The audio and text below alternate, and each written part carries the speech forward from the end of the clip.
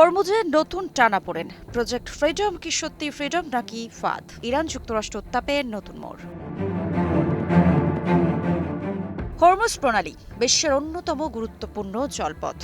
এখানে কি আবার শুরু হতে যাচ্ছে বড় কোনো ভূরাজনৈতিক ঝড়? যুক্তরাষ্ট্র বলছে এটা প্রজেক্ট ফ্রিডম, উদ্দেশ্য আটকে পড়া জাহাজগুলোকে নিরাপদে বের করে আনা। কিন্তু ইরান বলছে এটা ফ্রিডম নয়, এটা নতুন করে উত্তেজনা বাড়ানোর পরিকল্পনা। তাহলে প্রশ্ন হলো, এই ফ্রিডম কি আসলেই স্বাধীনতা নাকি এটা আরেকটা ডেডলকের শুরু? যুক্তরাষ্ট্রের সামরিক বাহিনী হরমুজ প্রণালীতে আটকে পড়া বিভিন্ন দেশের জাহাজকে নিরাপদে বের করে আনার জন্য প্রজেক্ট ফ্রিডম নামে একটি অভিযান শুরু করে। কিন্তু এই পদক্ষেপকে একেবারেই ভালোভাবে নেয়নি ইরান।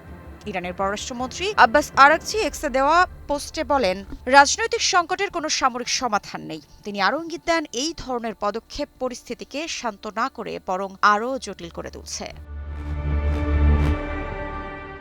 ইরানের দাবি, এই ধরনের সামরিক উদ্যোগ মধ্যপ্রাচ্যের পরিস্থিতিকে আরও অস্থিতিশীল করতে পারে। আলোচনা চলমান থাকাকালীন এমন পদক্ষেপ ভুল বার্তা দেয় এবং আস্থার ঘাটতি তৈরি করে। বিশ্লেষকরা বলছেন, এখানে মূল বিষয় শুধু একটি অপারেশন না, বরং তিনটি বড় স্তর আছে।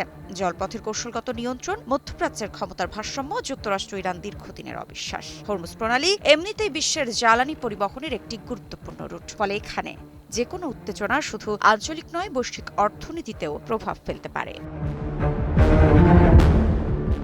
সবচেয়ে বড় প্রশ্ন এখন একটাই, এই প্রজেক্ট ফ্রিডম কি সত্যি সমাধান আনবে নাকি এটি নতুন করে আরেকটি কূটনৈতিক অচল অবস্থা তৈরি করবে? কারণ ইতিহাস বলছে, এই অঞ্চলে সামরিক ভাষা যত জোরালো হয়েছে, শান্তি তত দূরে সরে গেছে।